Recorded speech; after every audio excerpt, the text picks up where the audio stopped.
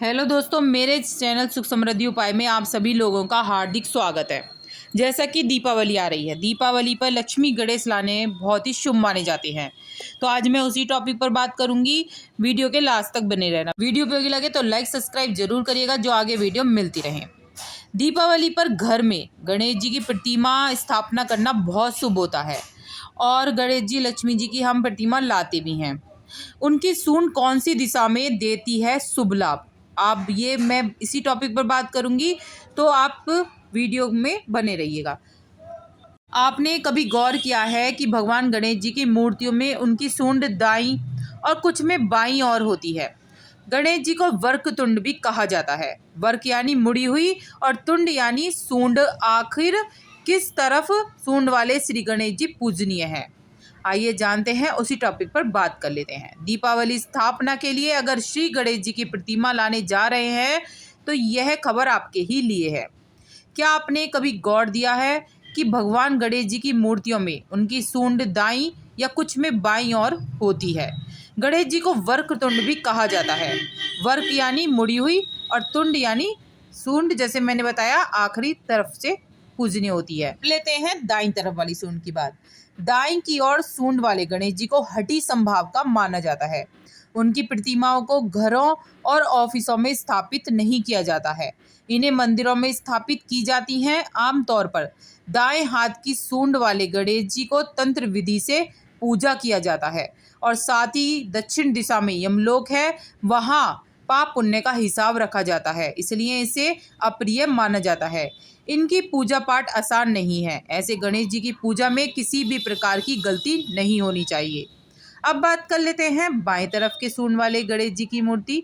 घर, ऑफिस और सिंहासन पर बैठे हुए गणेश जी की बाएं हाथ की ओर सूंड वाले प्रतिमा स्थापित करनी चाहिए।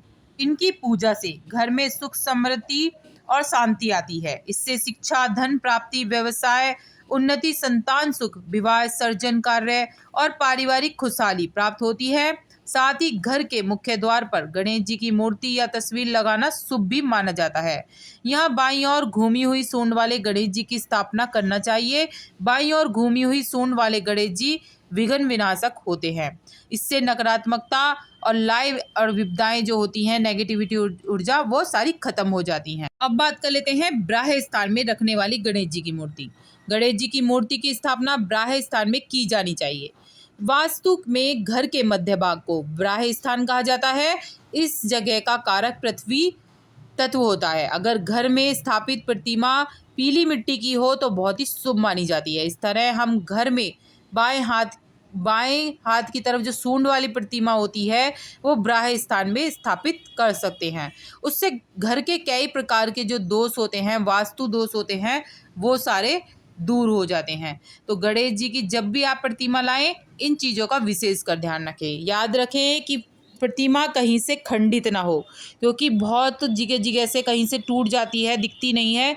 वो खंडित प्रतिमा की पूजा करने से हमें लाभ नहीं मिलता है और हमें पाप के भागी बन जाते हैं। इसलिए जब भी आप मूर्ति लेकर आएँ तो वैसी ही मूर्ति लाएं और गणेश जी के साथ ही मूर्ति लेकर आनी है।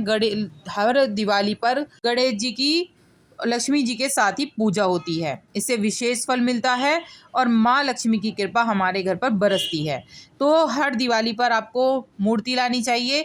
और जो आप मिट्टी की मूर्ति लाते हैं तो उनका क्या करना है, आप जो मिट्टी की मूर्ति ला रहे हैं तो उसको आपको इधर उधर नहीं फेंकना है। उसको बाद में पूजा के बाद कम से कम 1 महीने तक अपने घर पर ही रखना है।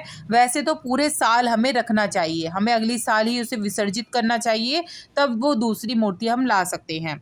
अगर ज़्यादा आप वो हैं तो 1 महीने तक कम से कम आपको रखना चाहिए, जिससे माँ लक्ष्मी की कृपा बनी रही। और वीडियो उपयोगी लगे तो लाइक सब्सक्राइब जरूर करिएगा, जिससे आगे वीडियो मिलती रहे। और कमेंट में जय माँ लक्ष्मी जरूर लिखिएगा। जय माँ लक्ष्मी दोस्तों।